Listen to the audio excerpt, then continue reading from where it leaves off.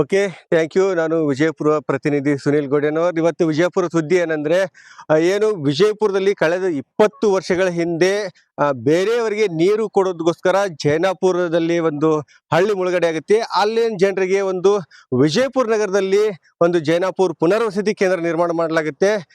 ಕಳೆದ ಒಂದು 20 ವರ್ಷದಿಂದ ಒಂದು ಲೇಔಟ್ ನಿರ್ಮಾಣ ಆಗುತ್ತೆ. ಈಗ ಆ ಲೇಔಟ್ ನಲ್ಲಿ ಸುಮಾರು 200 ಮನೆಗಳಿರ್ತಕ್ಕಂಥದ್ದು. ಇಲ್ಲಿ ಸಮಸ್ಯೆ ಏನಂತಂದ್ರೆ, ಇವರು ಬೇರೆಯವರಿಗೆ ಕುಡಿಯೋದಕ್ಕೆ ಹಾಗೂ ಜಮೀನುಗಳಿಗೆ ನೀರು ಕೊಟ್ಟಂತ ಜನರು ಇವತ್ತು ಹನಿ ನೀರಿಗಾಗಿ ಪರಿತಪಿಸುವಂತ ಪರಿಸ್ಥಿತಿ ಎದುರಾಗಿದೆ ಅಂತ ಹೇಳ್ಬೋದು. ಯಾಕಂತಂದ್ರೆ ಇದು ಸರ್ಕಾರವೇ ಒಂದು ಪುನರ್ವಸತಿ ಕೇಂದ್ರ ನಿರ್ಮಾಣ ಮಾಡಿ ಅಲ್ಲಿ ಮುಳುಗಡೆಯಾದ ಜನರಿಗೆ ಒಂದು ನಿವೇಶನ ಕೊಟ್ಟಿರ್ತಕ್ಕಂಥದ್ದು. ಈ ನಿವೇಶನದಲ್ಲಿ ಮುಖ್ಯವಾಗಿ ಕುಡಿಯೋಕೆ ಒಂದೇ ಒಂದು ಹನಿ ನೀರಿನ ವ್ಯವಸ್ಥೆ ಕೂಡ ಸರ್ಕಾರ ಮಾಡದೇ ಇರುವುದು ಇಲ್ಲಿನ ಜನರ ಆಕ್ರೋಶಕ್ಕೆ ಕಾರಣ ಆಗಿದೆ ಅಂತ ಹೇಳ್ಬೋದು. ಬೇರೆಯವರಿಗೆ ಕುಡಿಯೋದಕ್ಕೆ ನೀರು ಕೊಟ್ಟಿರುವ ಜನರು ಇವತ್ತು ಒಂದು ತಾವೇ ಸ್ವತಃ ದುಡ್ಡು ಕೊಟ್ಟು ನೀರು ಖರೀದಿ ಮಾಡ್ತಕ್ಕಂತ ಪರಿಸ್ಥಿತಿ ಎದುರಾಗಿದೆ. ಈ ತರ ತಾವಿಲ್ಲಿ ನೋಡ್ಬೋದು. ಇಲ್ಲಿ ನಗರದಲ್ಲಿರ್ತಕ್ಕಂಥ ಜನರು ಈ ತರ ಕೊಡ ಹಿಡಿದುಕೊಂಡು ನಿಲ್ಲುವಂತ ಪರಿಸ್ಥಿತಿ ಎದುರಾಗಿದೆ. ಏನಂದ್ರೆ ಸರ್ಕಾರದ ಒಂದು ಆಡಳಿತ ವ್ಯವಸ್ಥೆಗೆ ಹಿಡಿದ ಕೈಗನ್ನಡಿ ಅಂತ ಹೇಳ್ಬೋದು. ಇವರೆಲ್ಲ ಸುಮಾರು 20 ವರ್ಷಗಳ ಹಿಂದೆ ಹೊಳೆಸಾಲ್ ಜನ ಅಂತ ಹೇಳ್ತಾರೆ. ಹೊಳೆಸಾಲ್ ಜನ ಅಂದ್ರೆ ಸಮೃದ್ಧಿ ಭೂಮಿ ಇರ್ತಕ್ಕಂಥ ಜನ. ಯಾಕಂತಂದ್ರೆ ಅಲ್ಲಿ ಯಥೇಚ್ಛವಾಗಿ ಬೆಳೆ ಬೆಳೆತಕ್ಕಂತ ಒಂದು ಫಲವತ್ತಾದ ಭೂಮಿ ಇರುತ್ತೆ, ಶುದ್ಧವಾದ ಗಾಳಿ ಇರುತ್ತೆ. ಅಷ್ಟೇ ಅಲ್ಲದೆ ಕುಡಿಯೋದಕ್ಕೆ ಒಳ್ಳೆ ನೀರು ಇರುತ್ತೆ. ಈಗ ನಾವು ಕೂಡ ಎಲ್ಲರಂತೆ ನಗರದಲ್ಲಿ ಬಂದು ಜೀವನ ಮಾಡಬಹುದು ಅಂತ ಕನಸು ಕಂಡು ಸುಮಾರು ದಶಕದ ಹಿಂದೆ ಕೆಲವು ಜನ ಬಂದು ಇಲ್ಲಿ ಮನೆ ಕಟ್ಕೊಂಡಿದ್ರು.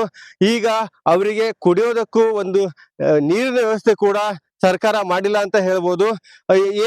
ಆಗೇನೋ ಒಂದು ಭರವಸೆ ಇತ್ತು, ನಾವು ಎಲ್ಲರಂತೆ ನಗರದಲ್ಲಿ ಆರಾಮಾಗಿ ನೆಮ್ಮದಿ ಜೀವನ ಮಾಡ್ಬೇಕು ಅಂತ ಹೇಳಿ. ಈಗ ಇಲ್ಲಿನ ಜನರಿಗೆ ಒಂದು ಅರಿವಾಗಿದೆ ಅಂದ್ರೆ, ನಾವು ಹಳ್ಳಿ ಜೀವನನೇ ಒಳ್ಳೇದಾಗಿತ್ತು, ಈ ತರ ಈಗ ನಾವು ಸಂಕಷ್ಟ ಎದುರಾಗ್ತಿದೆ ಅಂತ ಹೇಳ್ತಾರೆ. ಇಲ್ಲಿ ಜನರನ್ನ ಕೇಳೋಣ, ಸರ್ ಏನ್ ಸಮಸ್ಯೆ, ಎಷ್ಟು ಜನರಿನ ಸಮಸ್ಯೆ, ಆಮೇಲೆ ಕುಡಿಯಕ್ ನೀರ್ ಐತಾ, ನೀವು ಯಾವ ಪ್ರದೇಶದ ಜನ, ಆಮೇಲೆ ಇಲ್ಲಿ ಎಷ್ಟು ಜನ ಮನೆ ಇದೆ? ನನ್ನ ಹೆಸರು ಗುರುಪಾದಯ್ಯ ಬಸಯ್ಯ ಕಂಬಿ, ಸಾಕಿನ್ ಜೈನಾಪುರ.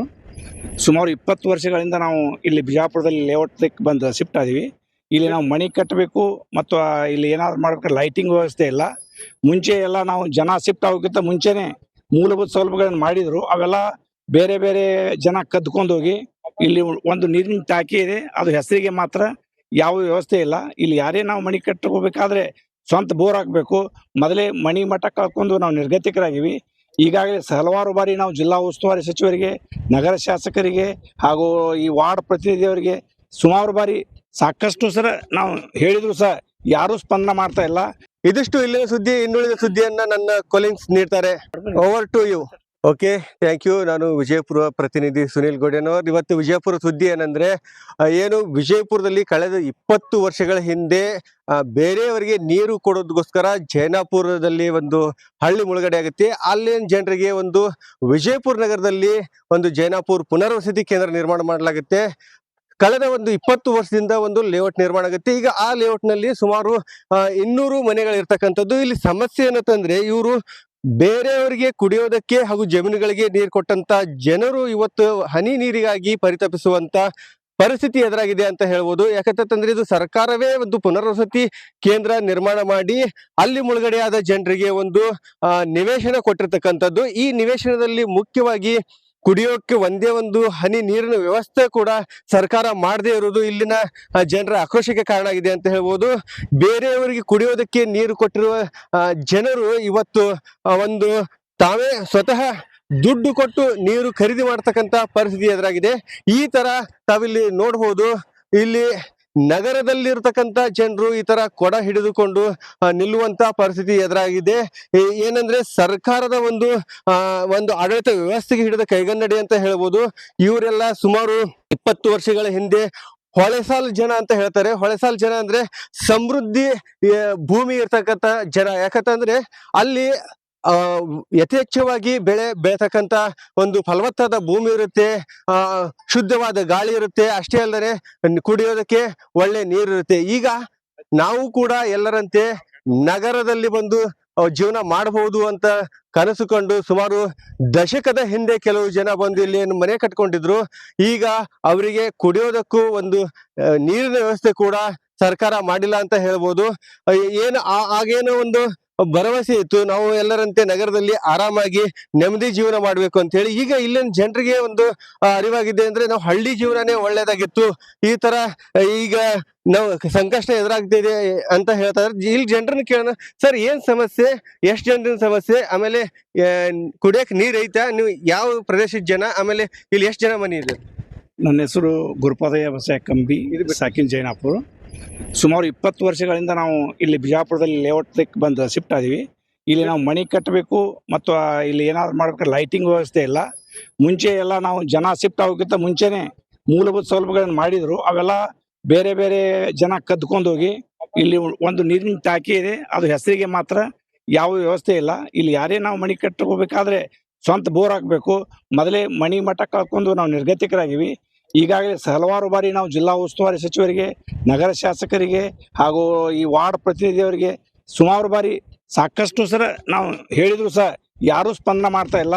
ಇದಿಷ್ಟು ಇಲ್ಲಿನ ಸುದ್ದಿ. ಇನ್ನುಳಿದ ಸುದ್ದಿಯನ್ನ ನನ್ನ ಕೊಲಿಂಗ್ಸ್ ನೀಡ್ತಾರೆ. Over to you.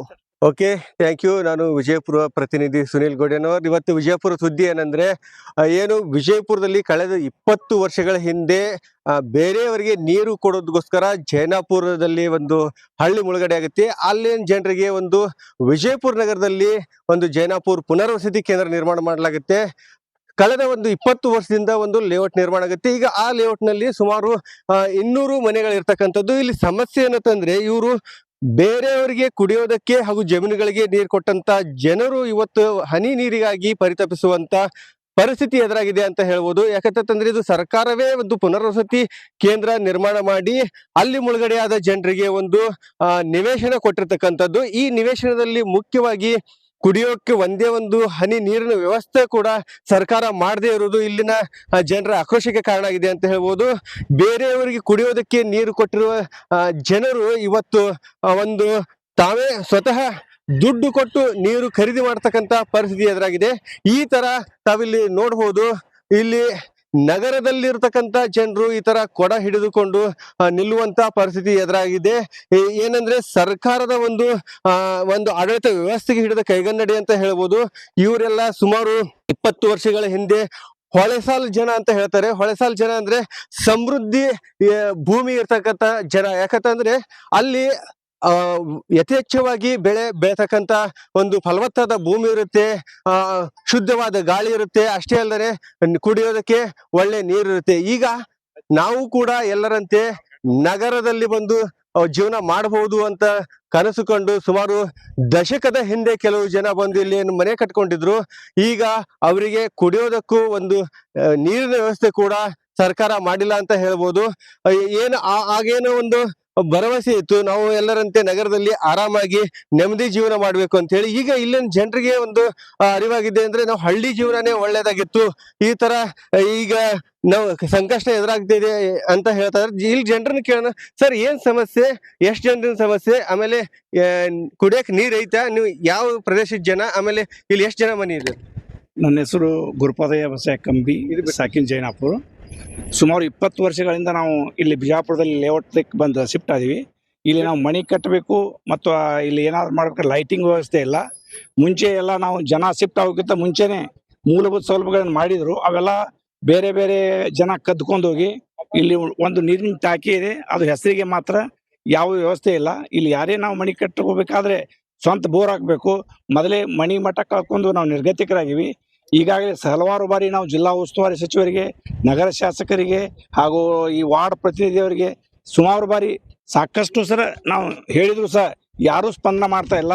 ಇದಿಷ್ಟು ಇಲ್ಲಿನ ಸುದ್ದಿ. ಇನ್ನುಳಿದ ಸುದ್ದಿಯನ್ನ ನನ್ನ ಕೊಲಿಂಗ್ಸ್ ನೀಡ್ತಾರೆ. Over to you.